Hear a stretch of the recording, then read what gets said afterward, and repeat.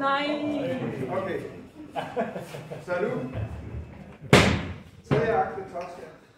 Vi har lige spillet hele indledningen, hvor solen står op henover. Det er fantastiske klokke. Og så kommer der, for første gang i operaen, så kommer det lille pip af det meget, meget berømte og kendte tårnej til klarinет. Det er spillet igennem, og så hen mod slutningen af det, så kommer der fra bagscenen den her. Og nu håber jeg, at det lyder godt, for jeg har virkelig ikke hørt det nu, men jeg har stor tillid til Eisbach, og det er sikker på, at det bliver godt.